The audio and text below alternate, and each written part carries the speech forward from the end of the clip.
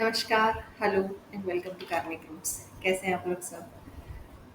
आज हम लोग रोहिणी पे बात करने वाले हैं और रोहिणी नक्षत्र अ, एक बहुत ही रहस्यमयी नक्षत्र है। इस नक्षत्र में सुंदरता भी है, दृढ़ता भी है, क्रिएटिविटी भी है, थोड़ा-सा मैनिपुलेशन भी है। ये चंद्रमा का नक्षत्र है। चंद्रमा में जैसे कलाएँ होती हैं, कभी घटता है, कभी बढ़ता है, कभी अपीलिंग लगता है, कभी डिप्रेसिंग लगता है और कभी पूर्ण स्वरूप में मन मोह लेता है, कभी ग्रहण की तरह दूषित हो जाता है। रोहिणी नक्षत्र वृषभ राशि में पड़ता है और वृषभ राशि का कनेक्शन शुक्र से है। दो ग्रहों का जो कलाओं में निपुण है, उसका कनेक्शन अगर रोहिणी नक्षत्र के साथ है, तो ऐसे बंदों का जिन्होंने इस नक्षत्र में जन्म लिया है, तो आप समझ सकते हैं उसका इन्फ्लुएंस कैसे होगा उस बंदे पर।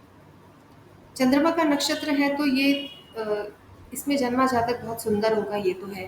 सेंसिटिव भी होगा, सभ्य होगा, समृद्ध होगा और फैमिली से अटैच्ड होगा। बिना पूछे सब कुछ करने वाला, बहुत केयर करने वाला और बेकार से बेकार चीज़ में भी क्रिएटिविटी ढूँढने वाला। वृषभ का इन्फ्लुएंस है तो अथाह परिश्रमी, बुल है ना, और थकना मना है काइंड ऑफ पॉलिसी। रोहिणी नक्षत्र को चंद्रमा का अमृत शक्ति का बीज कहा जाता है। ये एक अत्यंत चमकीला लाल रंग का तारा है जो जिसके साथ चार और तारे हैं जो एक समूह बनाते हैं और दूर से देखने में ऐसे लगेगा जैसे वो एक बैलगाड़ी का रूप है। रोहिणी नक्षत्र में प्रजापति ब्रह्मा का वास मानते हैं। Apparently, Rohini is considered as the most beautiful daughter of all the 27 nakshatras or 27 daughters of King Daksha. Rohini चंद्रमा की सबसे प्यारी संगिनी है। श्री कृष्ण का जन्म नक्षत्र भी रोहिणी है। सुंदर मैग्नेटिक पर्सनालिटी, बहुत प्यार से अपने सारे कामों को अंजाम देने वाले और चित होया पट उन्हीं का फायदा, ऐसे वाले। महारानी Victoria is another example. She ruled 3/4 of the globe so effortlessly. अब क्योंकि रोहिणी नक्षत्र का संबंध क्रिएटिविटी से है, तो ग्रीनरी, एग्रीकल्चर, हॉर्टिकल्चर, किसी भी प्रकार की कला रोहिणी से जुड़ी हुई है। वो चाहे इंटीरियर डेकोरेशन हो, फ्लावर अरेंजमेंट हो, पेंटिंग हो, डिज़ाइनिंग हो, ज्वेलरी डिज़ाइन हो, फैशन डिज़ाइन हो, एक्टिंग हो, सिंगिंग हो, इसमें माहिर होते हैं ये लोग। चंद्र और शुक्र both display beauty and femininity, no doubt. Rohini represents whatever that can be beautiful around the environment or in the people. They bring out the best in people. Business के गुण भी रोहिणी नक्षत्र के लोगों में बहुत कूट कूट के भरे होते हैं। इन्हें कुछ सिखाना नहीं पड़ता। ये साम दाम दंड भेद सारे गुर बिजनेस में ज़रूर अपनाते हैं। बट काम को एक रूटीन में करना इन्हें पसंद होता है। Sudden changes are not welcome, be it business और डोमेस्टिक लाइफ। और जुकाम से इनका बहुत पुराना रिश्ता होता है। खैर, इसका अपना अस्तित्व तो वैसे ही सौम्य रहता है, पर जब शनि या राहु के इन्फ्लुएंस में आता है, तो इंसान के जीवन में भी और वैसे दुनिया जहान में भी बहुत उथल-पुथल मचती है। चंद्रमा से जुड़ी 2 कहानियाँ हैं। एक तो मोस्टली आप सबको पता ही है कि चंद्रमा ने तारा पर मोहित होकर उसका अपहरण कर लिया था, उसे साथ में भगा लिया था। तारा गुरु बृहस्पति देव की पत्नी है और लेकिन बाद में सबके समझाने पर उसने तारों को लौटा दिया था, पर ये चोरी का इल्ज़ाम उनके सर हो ही गया था। एक और कहानी है जहाँ पर प्रजापति दक्ष जो ब्रह्मा की संतान है, उनकी 27 कन्याओं के साथ चंद्रमा का विवाह होना था और पर चंद्रमा सबसे अधिक समय रोहिणी को देते थे क्योंकि वो बहुत सुंदर थी और इसका दोष भी उन्हें लगा जब दक्ष ने उन्हें श्राप दिया कि अपनी अ, ब्याहता के रूप अनुसार भेदभाव करने के अपराध में उनका स्वयं का रूप भी ऐसे ही कभी पूर्ण और कभी अधूरा रहेगा। तो इसलिए कृष्ण पक्ष और शुक्ल पक्ष का चंद्रमा रहता है, कहा गया है। अब क्यों कहीं न कहीं ज्योतिष में चंद्रमा को बेवजह या वजह से ब्लेम ज़रूर लगता है। इस पे काम करते हैं, सबको अपनी प्रायोरिटीज़ बड़ी प्यारी होती हैं, but maybe Chandrama is too naive to express it so clearly. खैर आते हैं रोहिणी के पहले चरण की कर्म संहिता की कहानी में भी है। तो रोहिणी नक्षत्र का फर्स्ट ज़ोन में जिनका जन्म हुआ है, उनका निकृष्ट कर्म को लेकर कर्म संहिता में ये कहानी है।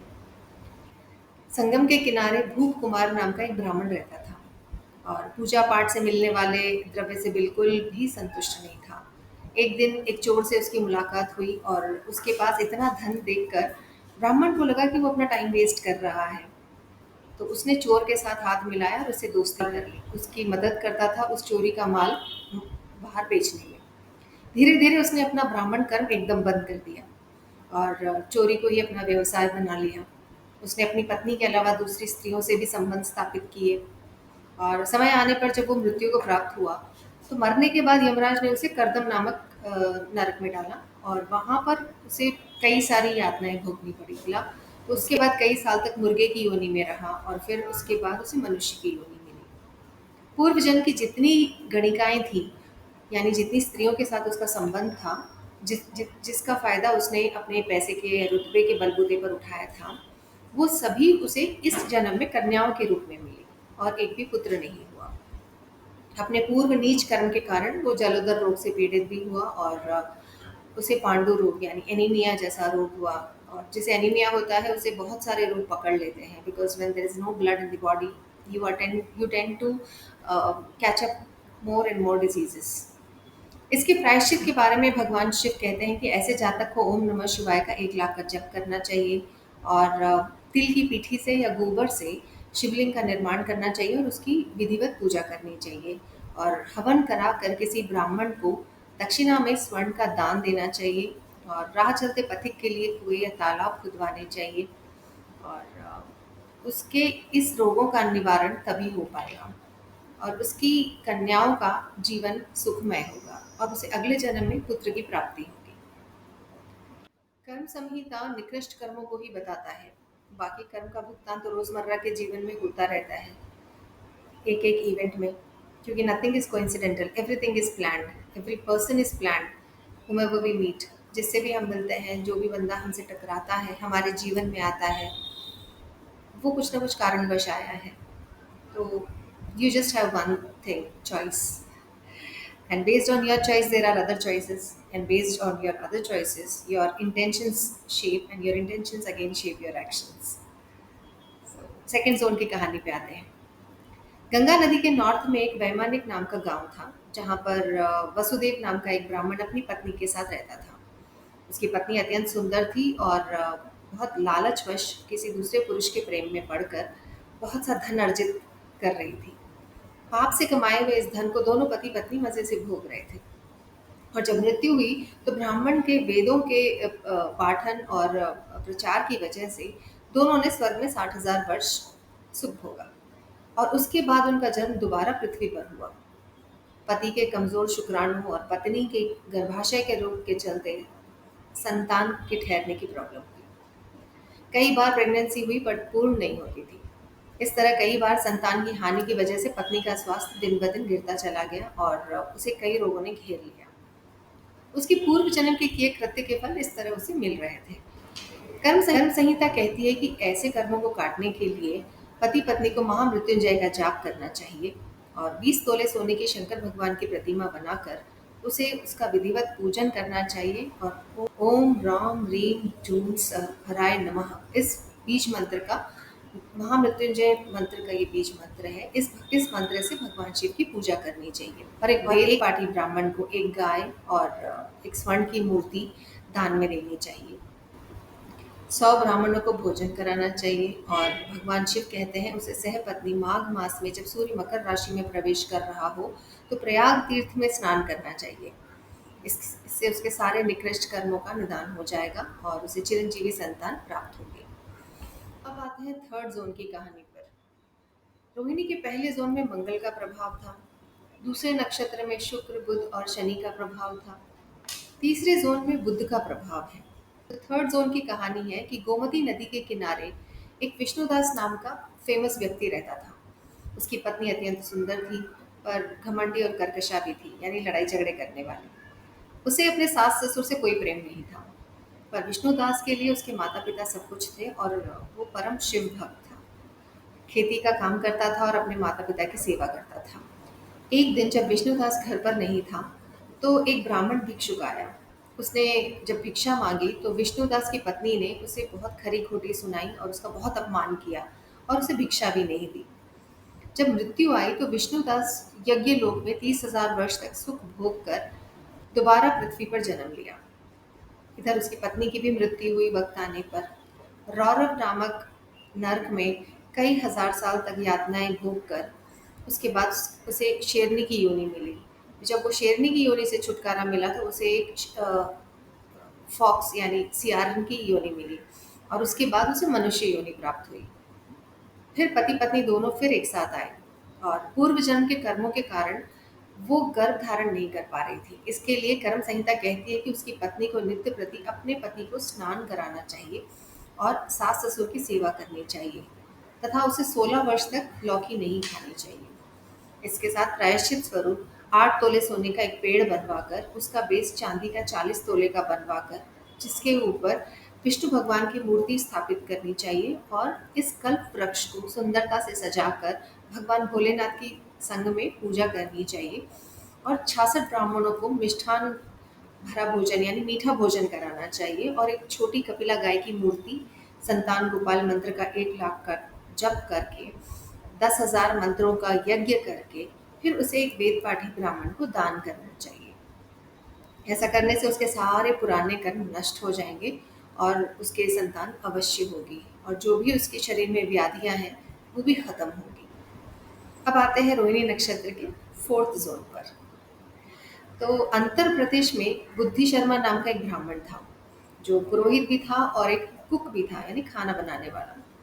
स्वभाव से कुटिल था, थोड़ा सा डिसऑनेस्ट काइंड ऑफ, और उसकी पत्नी ने उसकी नीचता से दुखी होकर अन्यत्र संबंध बना लिया। मरने के बाद दोनों पति पत्नी अपने पूर्व जन्मों के कृत्यों के चलते नरक में एक युग तक यातनाएं भोगे। उसके बाद उन्हें बैल की योनि मिली, फिर उसके बाद गधे की योनि मिली, फिर उसके बाद मनुष्य की योनि मिली। पर गुप्त रोगों के चलते उसे शरीर का सुख नहीं मिला। इस व्याधि को दूर करने के लिए भगवान शिव कहते हैं, अकृष्णौति जपेन मंत्रम लक्ष्यम वाई विधिवत प्रिये होमम कुर्यात प्रयत्नेन तिला अज्जाय मधुना सहा।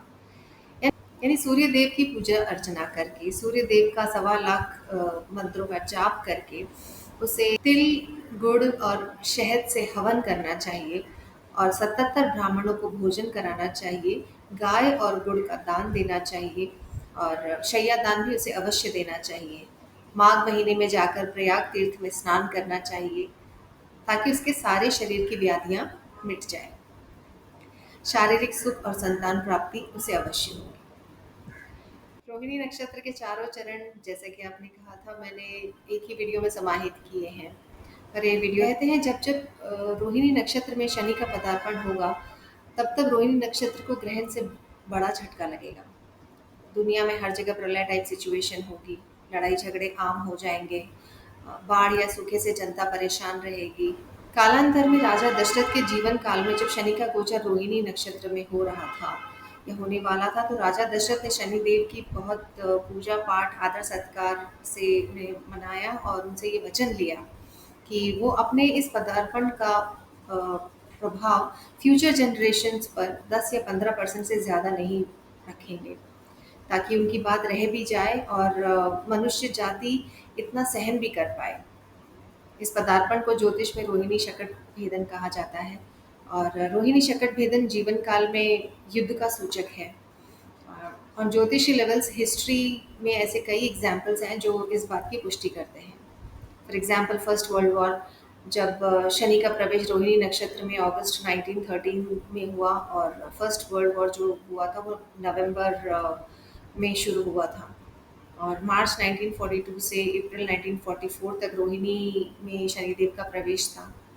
भारत युद्ध और बंगाल में महामारी फैली थी। फिर 1971 जून से 1973 तक भारत पाकिस्तान युद्ध भी हुआ था, उस समय भी यही सिचुएशन थी। इसके अलावा और भी एग्जाम्पल्स है, लाइक गुजरात में भुज का भूकंप और अमेरिका में ट्विन टावर्स का हादसा और भी एग्जाम्पल्स हैं। इन केस अगर आपको जानने का मन हो तो दीपक बिसारिया सर जी की एक बुक है जो मेदिनी ज्योतिष पर है, आप पढ़िएगा ज़रूर। इट्स वेरी इंटरेस्टिंग बुक और इतने सारे फैक्ट्स एंड फिगर्स है उसमें। ये उनकी अपनी रिसर्च है जो उन्होंने की है and it's I mean I found it quite interesting. तो आज रोहिणी नक्षत्र पे बस इतना ही। और अगले उसमें हम अक्षरा पे बात करेंगे। मेरे साथ यहाँ तक जुड़े रहने के लिए बहुत बहुत धन्यवाद। अपना ख्याल रखिए। जय श्री कृष्णा।